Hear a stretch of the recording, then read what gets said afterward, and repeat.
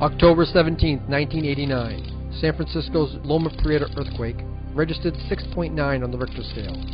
There were 63 casualties.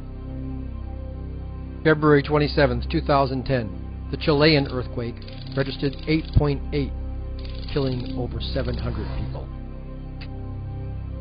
January 12, 2010, an earthquake struck Haiti, registering 7.0, about the same size as the Loma Prieta. Yet, almost 250,000 people lost their lives. The question is, why? We talked to Lisa Faulkner, founder of Children's Hope and a longtime Haiti advocate. Why is the devastation so much worse in Haiti than would have literally happened anywhere else in the world? That's the real story, and that's the story that hasn't really been told.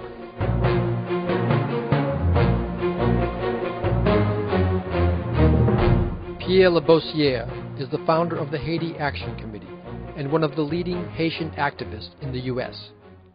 Now, when you hear people talk about Haiti, the poorest country in the Western Hemisphere, and they stop it right there, right? You read the press, you hear it all the time. Then you wonder, then they don't tell you exactly, what's going on behind it. So in our minds, we say, wow. We see so many examples where they say black people can't govern themselves, blacks are inferior, blacks can't make it.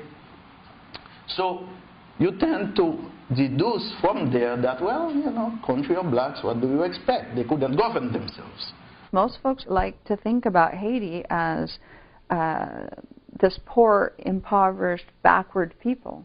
And, it could be that racism has some large part to play in that, because none of that really is at the essence of the truth. The first European university was in Haiti. The first cathedral was in Haiti. It was the wealthiest colony in the entire world. And it was very systematically drained of all of its natural resources, starting with its very humanity. 50% of the children are malnourished. 1/3 of all children will never turn 5. Why? Why is Haiti so poor? Television evangelist Pat Robertson offers his explanation. They were under the heel of the French, Napoleon III and whatever. And they got together and swore a pact to the devil. In case you didn't buy that explanation, meet Paul Burke, Latin American scholar and professor at Sacramento State University. Haiti is a poor nation because Haiti's an exploited nation. It goes back to the French colonial period, when Haiti was France's, the jewel of the French Empire. The people of Haiti came together. They had their first Congress, and they united and pledged to defeat slavery, to rise up and fight a war of independence. And after 12 years, they succeeded in defeating the troops of Napoleon. This was major. Napoleon's army fought desperately to hold on to Haiti. But Toussaint Louverture, the Haitian independence leader, defeated Napoleon's army. Haiti became the first free black republic in the world back in 1804. Haiti really set the example with the slave revolution. It was historic. It was monumental. It literally shook the world when Haiti rejected slavery and had the successful slave revolution. It so challenged, for example, U.S. hegemony, that for over 60 years, the United States would not recognize Haiti. That means wouldn't trade with Haiti. France refused to trade with Haiti. The other thing that Haiti did that not enough people know about is that after Haiti won its own independence, the first thing it did was to support Simón Bolívar and the independence movements all over Latin America, and those probably would not have succeeded without Haitian support. So Haiti didn't just set an example in terms of liberating its people from slavery and setting that example in the world that slaves could rebel against their masters. Haiti set an example for all folks who were oppressed, who faced colonialism. And for that reason, the powers that be in the world made Haiti pay, and they made Haiti pay dearly. Haiti became the place to be defeated. Haiti committed the greatest sin at that time. It called on enslaved people from wherever in the world they were to come to Haiti. In Haiti, they would receive political asylum and they would receive Haitian citizenship, and Haiti would go to war to defend their freedom. That was a big blow to the world economic system that existed at the time, not only in the Caribbean, but all over the Americas. It was slavery. And so for a nation of enslaved people to rise up like that, man, that's a powerful example. Just think of it. The way that the world responded was to isolate Haiti and to bully Haiti and to try to make Haiti pay for its crime of rising up against slavery and white supremacy. The U.S. and France were not the only countries. Spain threatened to invade Haiti, Germany, Holland. The U.S. and Great Britain, another of the Western industrial, significant powers, all pretty much ganged up on Haiti. Haiti was by itself, completely isolated, completely. It's nice to think romantically that, we probably would support the Haitian independence struggle because in many ways it was modeled after our own. But that's the opposite, because what people tend to forget is that during that period that the United States was run by mostly slave owners. People like Thomas Jefferson, George Washington, for all their courage, all their brilliance, they were also slave owners, and they were committed to the doctrine of white supremacy and committed to slavery. And Haiti's revolution threatened all that. So the U.S. was very hostile to Haiti, and in fact, the United States didn't even recognize Haiti as an independent country until Abraham Lincoln did it, more than a half century later, after the Civil War, during the Civil War. With these countries threatening constant invasion, Haiti didn't really have an opportunity to recoup, especially from the losses it was forced to pay. Probably the most important event happened in 1825 when France came back, kind of regrouped. Right, this is 20 years later. Haiti's been a free nation state. But France came back and threatened to reinvade Haiti, to reoccupy it, and to re-enslave the people. And they said, basically, either you pay us an extortion fee of what is now about $22 billion in today's money, or we're going to take you back. There were warships circling Haiti a year after year following the revolution. Haiti was weak enough that it really didn't want to go through another war. It had been a 13-year war. They'd lost, a large percentage of their population was killed during the war. So they decided to pay the fee. Haiti was forced to pay to France the equivalent of $21.7 billion in today's money. Forced to pay that money to France in reparations because the former slave owners had lost their property. What was their property? Our foremothers and fathers.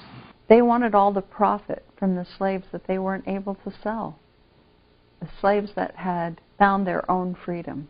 A freedom that wasn't reality for American slaves, not for many years to come. In order for Haiti to pay the extortion fee to France, they had to shut down all their public schools. So when people talk about Haiti being underdeveloped, when they talk about the high illiteracy rates in Haiti, and they're very high. Illiteracy rates are somewhere around 70%, and that's because they haven't had public schools since 1825. Monies that should have gone into the building of Haiti, monies that should have gone into building schools, building irrigation ditches, providing things to build the society, building a healthcare system, went into paying France. So it really goes back to that period to understand why Haiti today is the poorest country in the Western Hemisphere. It took over a century for Haiti to be able to finally pay off the debt that was extracted, really blackmailed. Unfortunately, when we get closer to 2010, the story actually gets worse, not better. Because finally, in 1990, the Haitian people had a chance for the first time in their nation's history to elect their first free president in a free democratic election. They managed to get a priest that grew up in the poor part of Haiti himself and really understood the people. They talked him into running. His name was Jean-Bertrand Aristide. He had earned a reputation for being a dedicated advocate for the poor.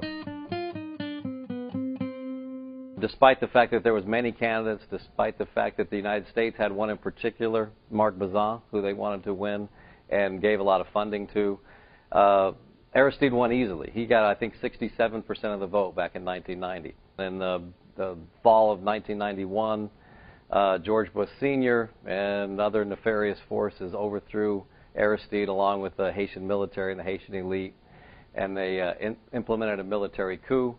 Aristide was forced from power, but in 2000 he ran for president again. And even though he had only served, total about 2 years out of his 5-year term, it was clear that the people were thrilled with what he had tried to do in that time, because when he ran for president in 2000, he got more than 90% of the vote. And international observers watched the election very carefully. The U.S. was looking for any excuse to delegitimize Aristide's re-election, but it was a free and fair election. It wasn't so popular with the power elite, not only in Haiti, but in the world community. So twice he was subject to military coups that overthrew both of these free elections, and now he's in exile. First, the Clinton administration went after him and started to create kind of an economic blockade of Haiti. And then when George Bush Jr. took over, then he continued it and intensified the campaign to destabilize the Aristide government. Haitians had it written in their constitution that only Haitian nationals could own property, and yet when the U.S. invaded Haiti and occupied Haiti, then that was done away with. So it opened the door. It opened every door and every window to the world, really sucking the life out of Haiti. Eventually it led to the coup of February 29, 2004, which is a day of infamy in Haiti, but for the world, because once again, the will of the Haitian people was violated. And the democratic election of 2000 was overthrown when George Bush sent the Marines in to overthrow their president. You have a puppet government put in there by the U.S. According to the Haitian constitution, someone must have lived in Haiti for 5 years before you can become a prime minister. This guy left Haiti 18 years ago. He lives in Boca Raton, Florida. He was put on the plane and made prime minister by the U.S. And his name is Gérard Latortue. He was put in there to be prime minister. First thing he did, he told the French, "We are so sorry. Aristide is a crazy man. Haiti has no claim against France." So he retracted the whole thing in terms of, the repayment by France of the money they took from us. After all that the Haitian people have been through, now they're trying to grapple with the earthquake. The French Revolution, the American Revolution before the French Revolution, and the Haitian Revolution. The first two are very well known and talked about and celebrated in movies and what have you. But the Haitian Revolution is hardly talked about. Whenever we meet with the media on these different levels, as soon as we start talking about why conditions are the way they are in Haiti, then the camera goes off and all of a sudden we're out of time. And so the devil said, okay, it's a deal. It's a true story.